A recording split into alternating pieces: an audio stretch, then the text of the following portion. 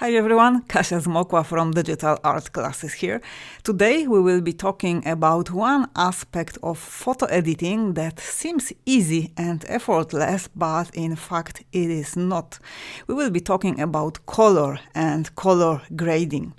So as you know for sure, sometimes you have images right from the camera that look really good, that look really harmonious, and they don't require a lot of work. They just look good right from the camera. But on the other hand, you might get images like this that were taken during sunny conditions, very bright and sunny day, but I have taken this image in a shade to avoid strong contrast, and this is the result that I got. So to work towards this result, we will be talking about color harmonies, and we will spend a bit of time with Capture One color grading tools. So I will show you in this video as well how to work with Adobe Color Wheel. This is a free tool, super useful. If you don't know this tool, you will really love it. This tool is great, especially when you want to harmonize colors in your image and when you have no idea why the colors are simply pulling your image apart. So let's begin.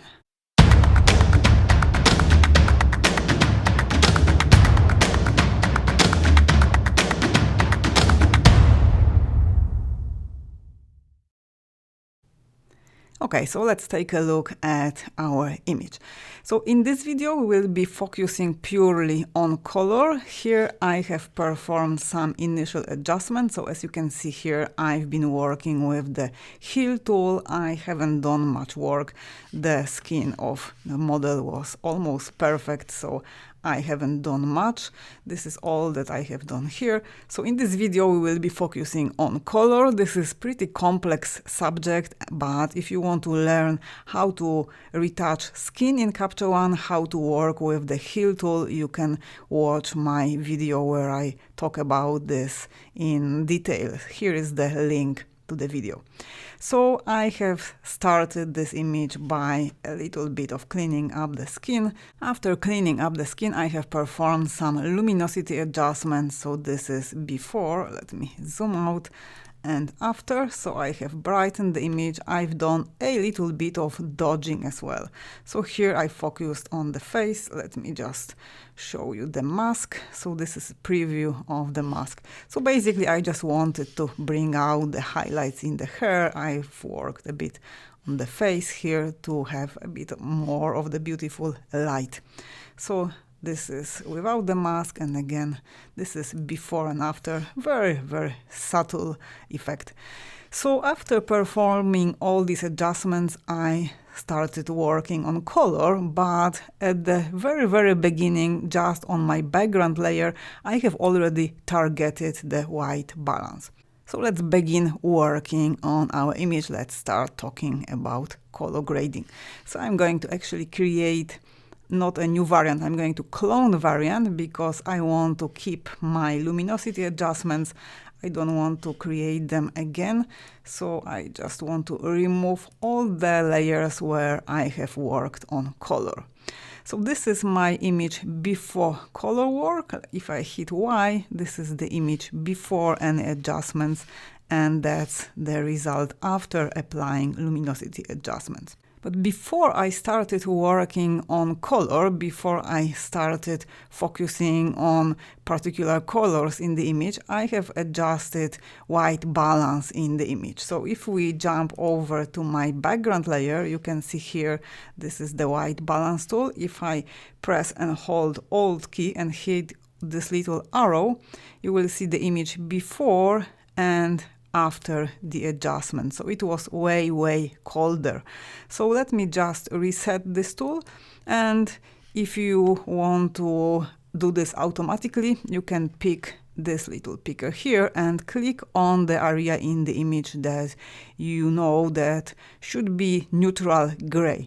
So I know, for example, that this shawl was black and here it looks pretty much blue. If you take a look here at the color readouts at the very top, if I hover over the shawl, you can see that the blue is the higher value here. So we have 97 for the blue, 53 for the green, and 11 for the red. So we have very strong bluish color cast. We can try to correct this automatically. So let me maybe click somewhere around here.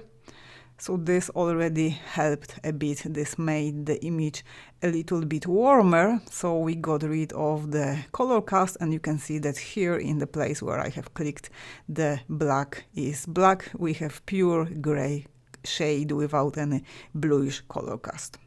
I feel, however, that this is a little bit too warm, so here we will be working on a portrait, and I feel that the skin is a little bit too saturated, so I'm going to pull this slider a bit towards the left side of the spectrum. So by pulling it toward the left, I'm actually adding more blue to the image. So I'm going back towards the cold scale.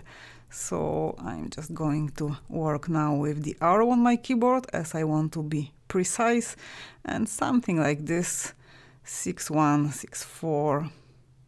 Yes, I think it works well. So with the first slider, Kelvin, you are setting the image temperature. So here to the left you have blue, here to the right you have yellow, and by pulling this slider towards the left you will be cooling the temperature in your image, and by pulling it to the right you will be adding yellow. So let me actually show it to you. So if I go all the way to the left, I went for super extreme, so now this is very blue. If I go towards the right, I will be adding yellow, and I want to be somewhere in the middle. So I will go for something like the value that we had before, something like 6-1, maybe 8-0. Okay.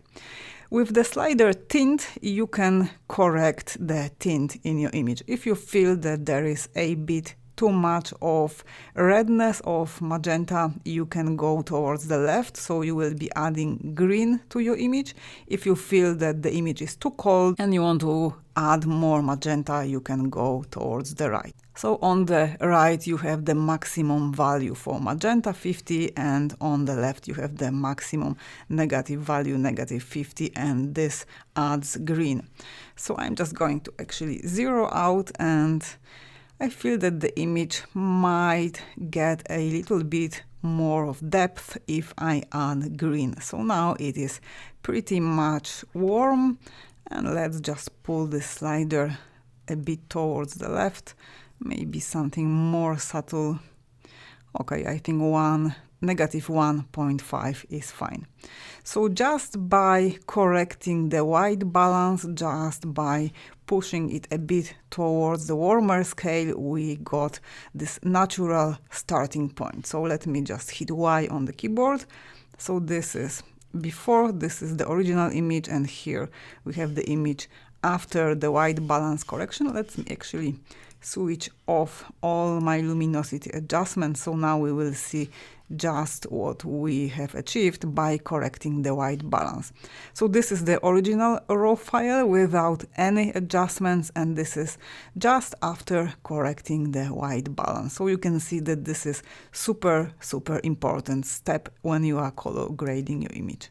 So now it's worth mentioning that if you have a specific color grading, if you have a specific game plan, you can already use the white balance correction to go towards this direction. However, very often we want our images to look more natural. We don't want from the very beginning to go towards super cool or super warm look. So that's why I have started with the white balance correction, and I'm going towards the neutral white balance.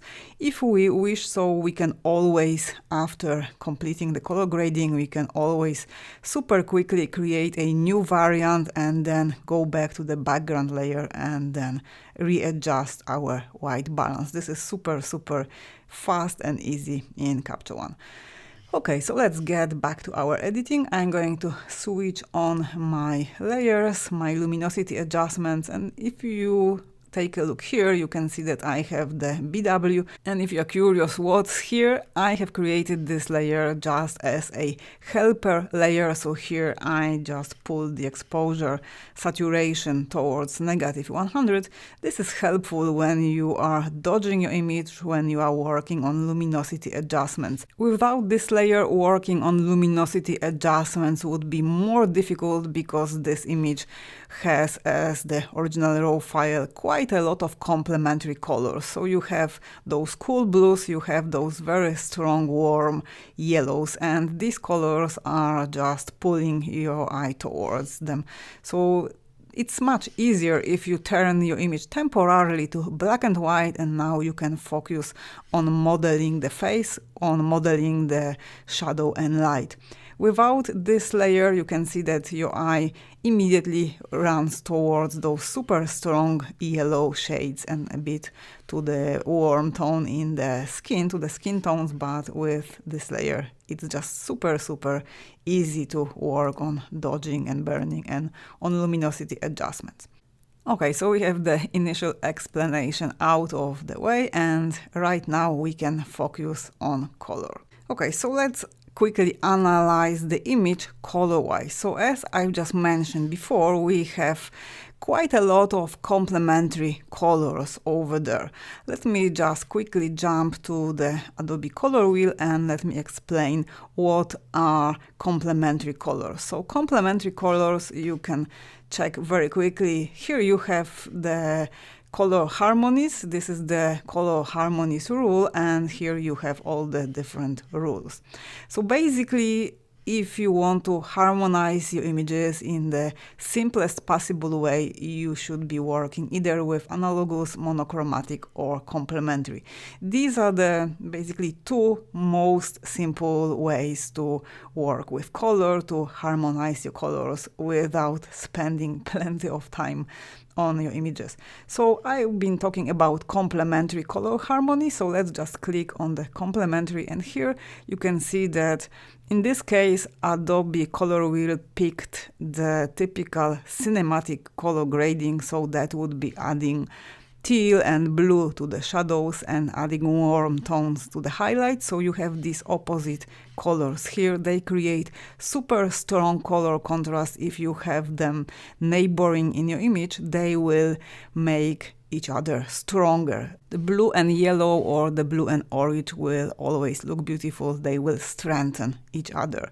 But this doesn't apply only to the famous orange and teal color grading. This applies to any pair of colors that lies on opposite side of the color wheel. So for example, if I pull it around, if I switch it, you can see that the opposite color to the magenta is green.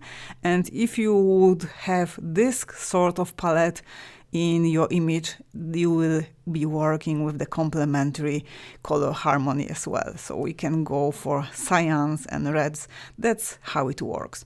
So here with this example, I just want to illustrate what is color harmony. You can see how strong is the color contrast between here the purples and the greens. So let's just get back to our image. I want to show you how you can pull your image inside the Adobe Color Wheel, inside this tool, and analyze your image. So jump over to the extract theme, and here you need to drag your image. So you can either export a low-res JPEG or you can just take a screenshot. I'm just going to do this. This is the fastest way. So Shift, Command, and 4. I'm on a Mac. So I'm just going to roughly take a screen grab and then I will pull it in my drag and drop field here in the Adobe Color tool. So I'm just going to pull it and drop it here. So here we are, we have our image and Adobe automatically sampled the colors that it believes are the strongest in the image. So as you can see here, we have this super saturated blue. If we just take a look at the photograph, we don't see that blue that much, but if you just cover the image with your hand, and if you focus on this bar with color samples underneath, you can see that this blue is just predominant. It's super strong. And if you get back to the portrait, you can see that this is just distracting our attention from the model, from the face. We want to focus on the subtle skin tones, we want to focus on the face, on the hair, we want to just see the beautiful, very graceful gesture, the hand, but our attention is immediately pulled towards this blue area here. So this is how we will be working with color correction.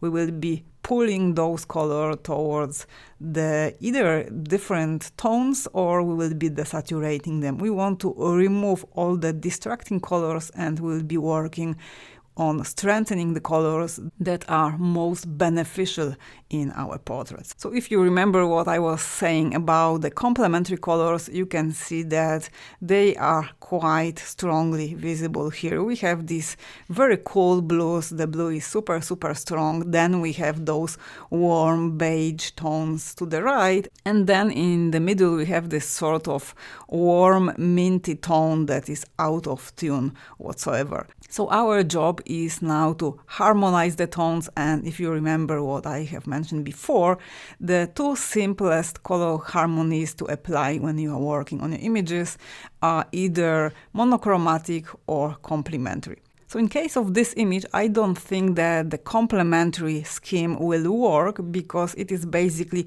pulling the image in two different directions. It is dividing the image. So I have this horizontal line visible behind the model, and I have taken this image with quite low aperture value. So if we quickly jump over here to the metadata and if we check the setting, yes, I have taken the image with aperture 1.8.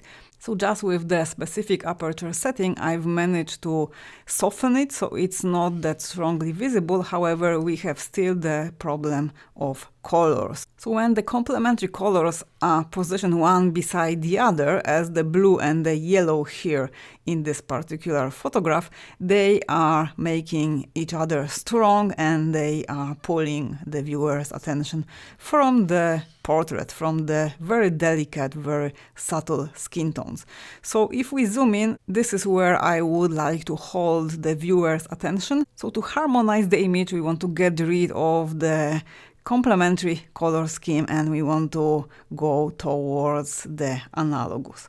So if we jump back to our color wheel, so here we can readjust the samples. The central sample is important. If we now jump to color wheel, we can see that everything is just positioned around the central sample. So here we have this greenish color that is completely nothing that we would like to hold in this image. We want to get rid of this color altogether. So let's just reposition the color sample, and let's position it actually over the skin tone that is nice, pleasant, and can establish a base from which we will start working and fine-tuning colors.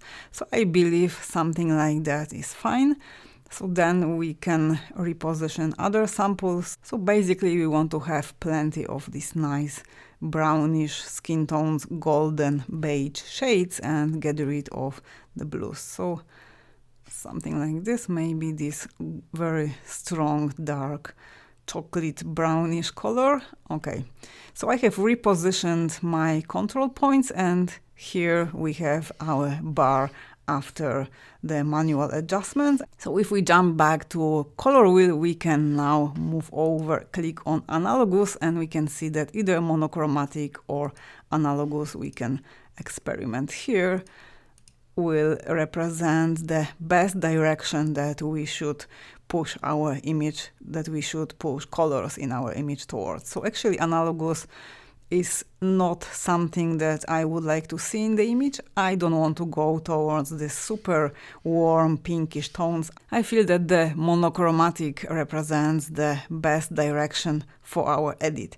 So if we take a look again at the color wheel, you can see that all the circles that are positioned far away from the center, they represent saturated colors. So the circles originally were positioned somewhere around here, so you can see that the colors are quite muted, they are quite bright, they are not saturated.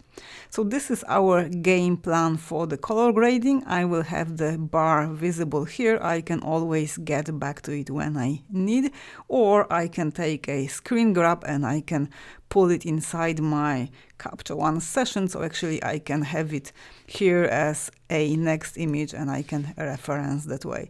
But the color scheme is quite simple and I think that there is no need to do this. So let's go back to our image and let's finally start working on color. So I'm just going to add another field adjustment layer, and this one I'm going to rename, let's just name it color. So to work on color, we will be working in the color tab. Let's just move over here and we will be focusing on the color editor. We will be working a bit with the color balance tool as well. But let's just begin with the color editor. I'm going to pull out the tool. Let's just make a little bit more room here. So first of all, I want to get rid of this super distracting blue color, the color of the sleeve here.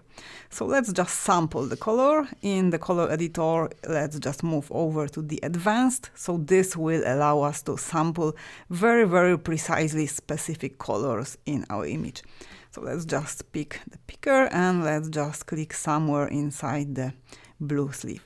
So that way we have sampled the color. Let's click on the second icon, so this will make sure that we are working with the whole saturation range of the color.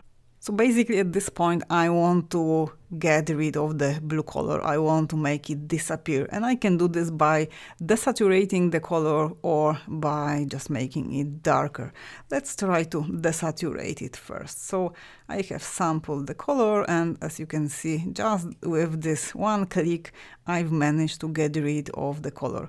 We don't want to go all the way to -100 because in this image, if we just zero out, you can see that the portrait was taken in the shade and we have quite a lot of blue color here over her body. So if I would desaturate the blues entirely, now I'm getting this not very pleasant gray color over the arm. So you can see it here, all that area, and the same effect over the shawl. So you want to get rid of the blue, but you want to keep your colors natural as well. So let's just go for something like maybe -39. Okay, as a next step, let's target those greens. We want to get rid of the greens as well. Don't forget that that color doesn't just appear here in isolation. So the same when we were working with the blues, the color was reflected over the body. So the same will be with the green. And in fact, if you want to see the selected color range when you have the sampled enabled, you can click on this little icon here, and that way everything that is gray in your image doesn't include the color and everything else does include the blue. So you can actually see this very subtle tint of blue in the sky, and if we would look closer you would see the blue color that was visible over the skin when it was reflected. So let's just switch it off and let's now target those greens. So I'm going to click somewhere here, and here the same. I just want to desaturate the color. Let's first click on this icon to make sure that the whole saturation range is included.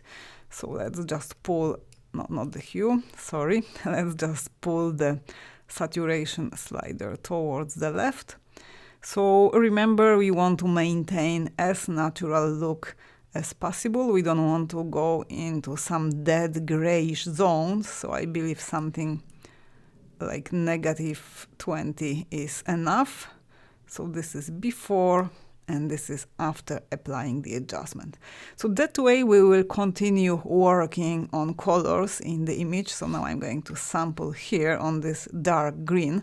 This wasn't included in the previous color selection. So here the same, I want to desaturate. Let's first click on this icon here. So I want to desaturate. This is too much. Let's just pull a bit towards the left.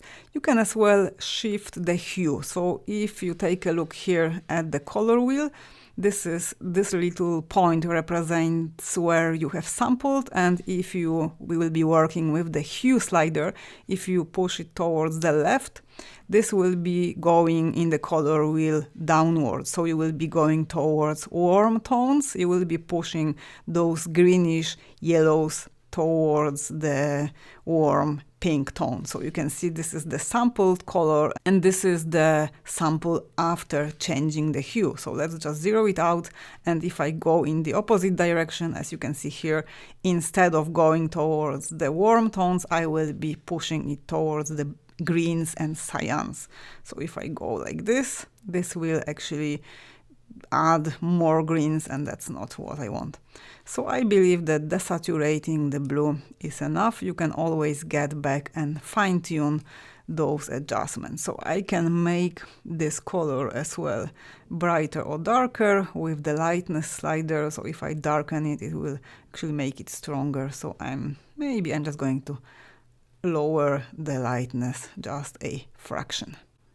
Okay, so let's continue working on the image. I'm going to sample in this area again, as it looks too strong, still to my liking. I'm going to desaturate it, so let's push it a little bit further again.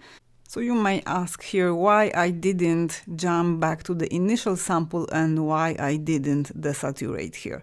So you can see that the initial sample is a bit different, but it actually doesn't represent the color after the adjustment that closely. So let's maybe get rid of this one and let's just jump back to the first one. You can see that this was the color before the adjustment and this was the color after desaturating. Now I want to adjust the color further, and if I click on it again, if I sample it again, just take a look that this is the sample after the adjustment, and if I click here, the sample here, the first one that is showing me the color that I'm going to sort of work with, this is exactly not the color that I have here after the adjustment. I don't know why it is like that, but for me it is just easier to create another sample, fine-tune it, and I can just have more control over the adjustments like that. So this is not the color that we can see here. I can just pull it in position near. So just bear in mind that if you already adjusted the color sample, if you want to fine-tune it, the initial color sample won't actually represent the color. So it is just more helpful, it's more useful if you take a look at the color on the image and don't focus that much on the sample. So I want to desaturate it further. Let's just push it a little bit towards the left. Okay, something like this I believe is enough. Let's now focus a bit on the skin tone. So I'm going to sample maybe around the cheek here, and I feel that the color is a little bit too red. I want to have those nice orangey golden skin tones in the image. So let's just push it a little bit towards the warmer side. So if I go towards the left, this is the opposite direction. I need to push the slider hue towards the right, so that way I will be actually pushing the skin tones towards the yellow. So if I click on the word hue, this is showing me before and after the adjustment. I want to make them a little bit darker as well, so we can very, very slightly push the lightness slider towards the left. So to see the specific color before and after adjustment, we can click here. So this is before, much more magenta, much more red color in the skin tones, and this is the after. So now, as the last adjustment, I think I will click somewhere here in the shawl. And let's see what happens if let's just make sure that we're working with the whole saturation range, and let's just push it towards the left, and let's increase saturation, so we'll see what is actually happening here. So I'm adding cyan. If I go towards the right, I will be adding magenta. So let's zero out saturation, and I think we can add a touch of cooler tone. This will increase the color contrast between the skin tones and the shawl, which will work really, really nicely. So we will stick with the analogous color harmony. However, it will be nice to maintain the color contrast between the hair, between the dark tones and the skin tones. Okay, so we've been working with color editor and we were targeting specific colors. So if we now move over to our layers and if we switch off our color layer, you can see that the change is very, very subtle. However, the difference is quite prominent. So we managed to get rid of the colors that were pulling the viewer's attention, those blues, those greens. So now we can jump over to color balance tool. This tool is super quick and super pleasant to use. It gives instant results. However, the initial stage where we were working with the color editor is really important, because only with this stage we've been able to get rid of the colors that were not needed in this image, that were not beneficial. So I'm going to actually add another field adjustment layer and keep the color balance work separately. Let's just rename this layer to color balance. Okay, so here we will be fine-tuning the highlight range, midtone and shadow. I'm not going to be touching the master. If it's needed, you can always adjust it at the end. This will add quite a strong color cast, but our image is already quite monochromatic. So let's just very quickly jump to our bar, to our color scheme. So here we can see that the colors are around those beige tones, some of these cooler browns, and some of them are in the reds. So this is the inspiration, this is the direction, and I'm going to actually use it. I'm going to adjust my shadows and push them towards the warm scale. So I'm going to stick to the idea of analogous color harmony, and I'm going to add a red tint to the shadows. I'm going to use the slider to the right to darken the color range further. So as you can see, this is super, super effective. So just by adding warm tone, just by adding the red into the shadows with the slider to the left, you can control saturation. So if I go all the way upwards, this is 100% saturation. You can see that this little circle moved towards the outer edge of the color wheel. And if I go the opposite direction, it is moving towards the middle. And here we have value 0. So I have just darkened the shadows. If I double click, this will zero out the value. So I can now very, very precisely add the red color tint and darken the shadows quite strongly. Okay, very nice. Let's now jump over to midtones, and here let's just zoom in a little bit on the face, and I will be targeting the skin tones. After just adding the red tone to the shadows, the skin tones already were pushed towards this very, very beautiful warm golden tone. I want to just fine-tune them further. So typically the skin tones will live in the mid-tone range. So I can add a little bit of yellow, maybe orange. I don't want these colors to be too close to each other, so just working with those subtleties. I think this works really well, maybe a bit warmer, and I want to darken the skin tones as well. So let's just push this slider downwards, and if we jump over to the highlights, I will add, let's just zoom out, I will add a touch of this nice orangey color, and this one I'm not going to be darkening. this will flatten the image. So I'm just going to leave it as it is. Maybe let's brighten it a bit. Okay, so on this layer we've been working with the color balance. So this is before and this is the after. I think I will darken the shadows a little bit more. So let's push this slider downwards. Okay, something like this. This creates this nice tonal contrast. So we have similar colors, we have those analogous colors, but we have tonal contrast between brighter and darker part. When I think of the midtones, the skin tones, I think they are a bit too saturated and they are a bit too much on the yellowish side. So let's just control this, let's fine tune this and let's maybe brighten them a notch and let's push them a little bit towards the orange. Okay, I'm very happy with the look I have achieved right now. So now to unify the background further, I'm going to very quickly add a linear gradient from the top to add more of the warm tones, to introduce a little bit of the glow. So let's quickly add new field adjustment layer and let's just rename it to top gradient. Let's now jump and pick the linear gradient tool and let's draw a gradient from the top. So here I can actually warm up those tones with the white balance tool.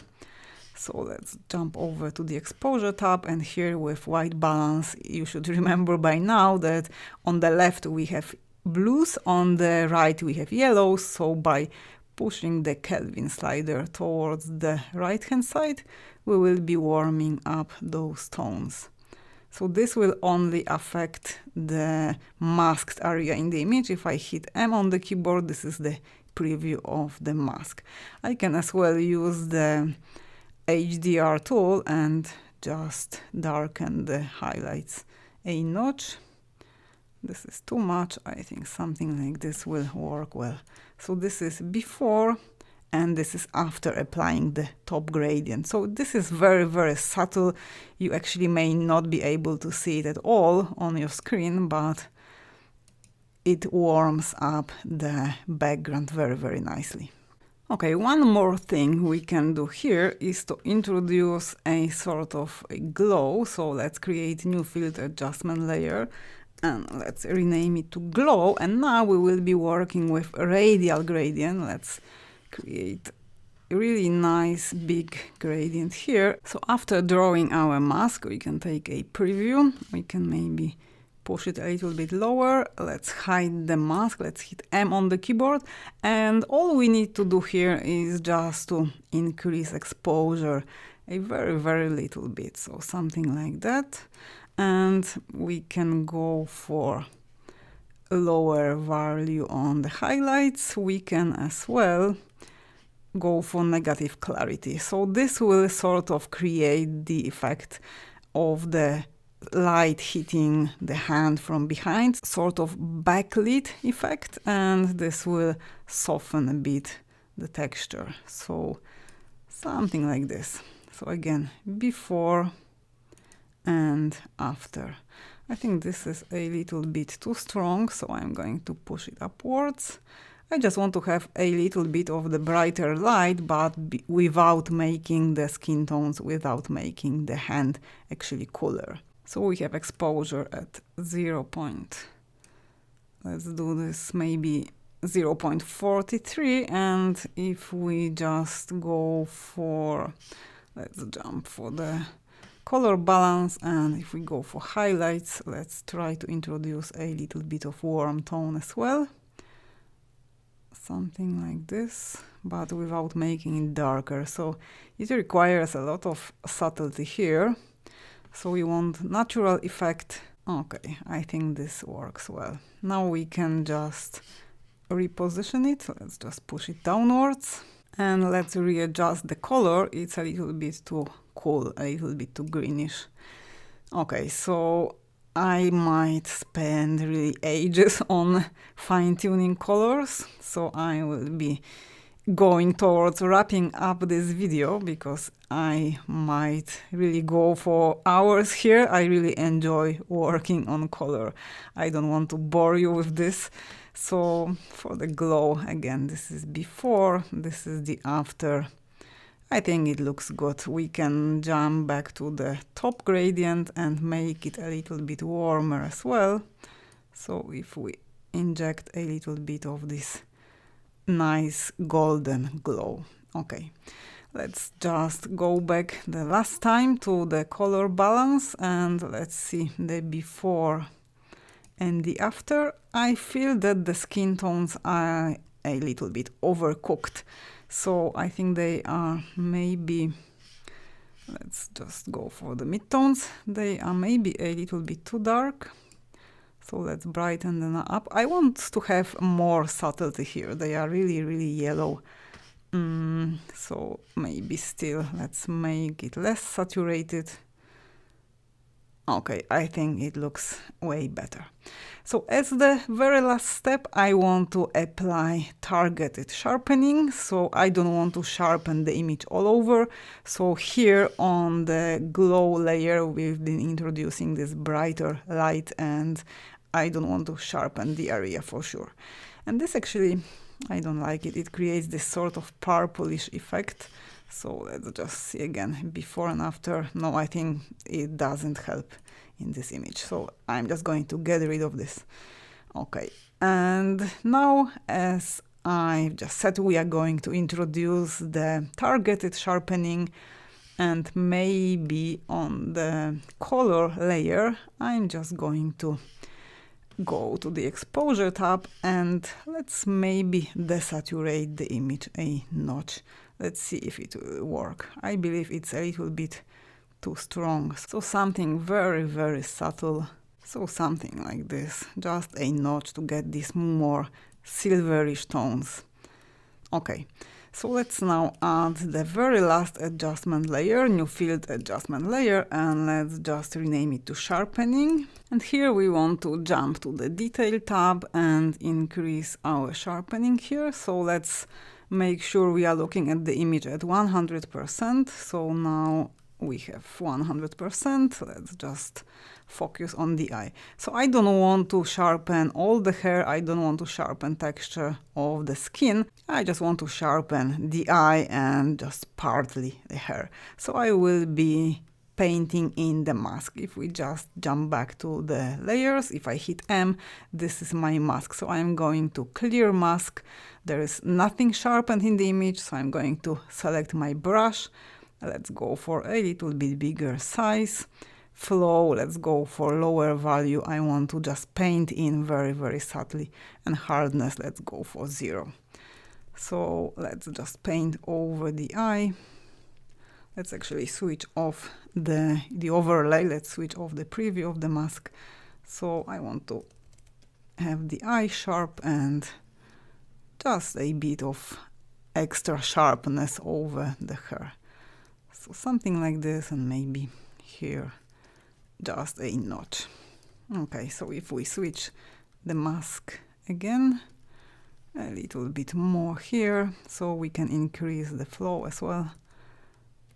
Okay, so this adds this really, really nice finishing touch. So this is before and this is the after. We can go for stronger amount of sharpening as well.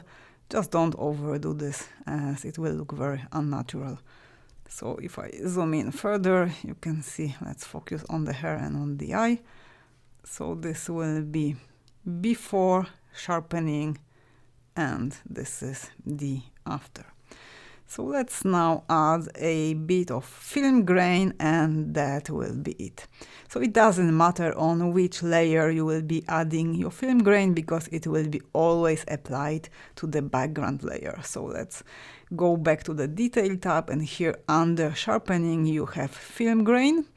I can see that I have already film grain applied, so let's just reset this tool.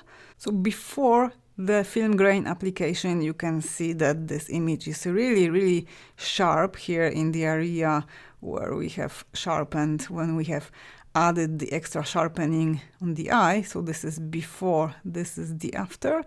And it is a little bit too digital to my liking. I really like finishing off my edits with this nice film grain emulation. So I'm going to go for either tabular or silver. These are my favorites, so let's go this time for silver, and let's pull the slider to the right. Let's maybe zoom out. So depending on the media where you will be presenting your image, so you might want it just for social media, you might want it for print.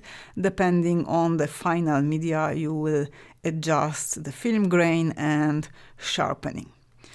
Okay, so if you are getting value from this video, subscribe to the channel. You can hit the bell button, so that way you will make sure that you never miss any tutorial from me, that you will be always getting notifications when I publish new photo editing videos, new photo editing tips.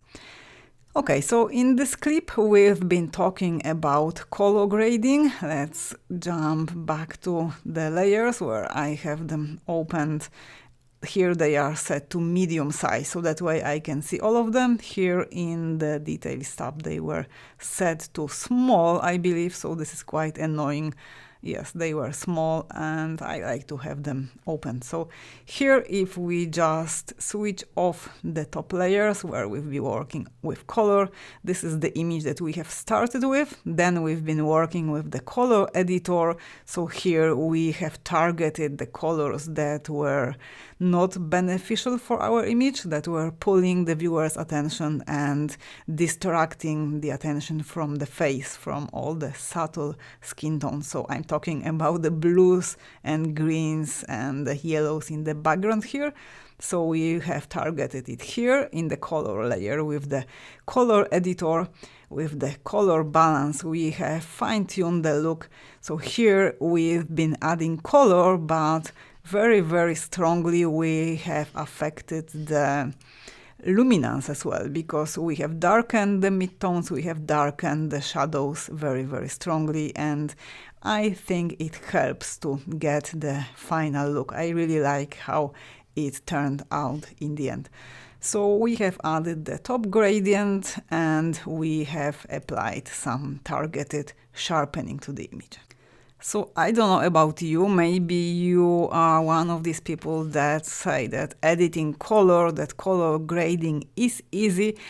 I personally don't think so. I think that color grading requires some plan, some initial analysis, and that's why I have shown you how to work with the Adobe Color Wheel with this tool. So here you can bring your images, you can pull them in. So then you can experiment, you can get inspired with different suggestions. Remember that you can always reposition those samples. You can go for entirely different looks. So I wanted to get these nice skin tones as the most important tone in the image. I wanted to go for warm look, but you might want to go, for example, for something like this. So you would reposition the samples. Let's just pick something different to have more tones to work with, and then you would jump to color wheel, and here on the color wheel you will see how your sampled colors are positioned in relation one to each other, so you can experiment further. You will definitely at times get images right from the camera that are harmonious and don't require any color shifts, any manipulation. But as in case of this image, if we wanted to go towards the nice and warm look to enhance the skin color, to enhance the skin tones, we had to treat all the colors separately. So we've been working on unifying the colors, on harmonizing the image. So this is the image we have started with, and this is the final result. And in fact, color grading should be approached on a very personal level. So I went here for all those very soft and nice beiges, but it fully depends on the project, it depends on your idea, it depends on your preferences.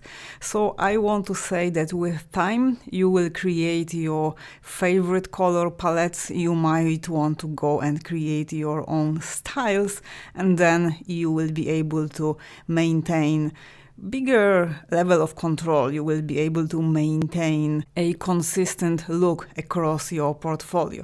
So I hope you are getting value from my tutorials. I would be super happy if you subscribe to my channel and if you switch on the bell, so this will enable notifications on the channel. So this means that each time I publish a new video, you will get the mini notification and you won't miss any of my tutorials. This was Kasia Zmokla from Digital Art Classes. On my channel, I am helping you to express your unique vision and create impactful images. Thanks for watching, and I will see you soon in the next video.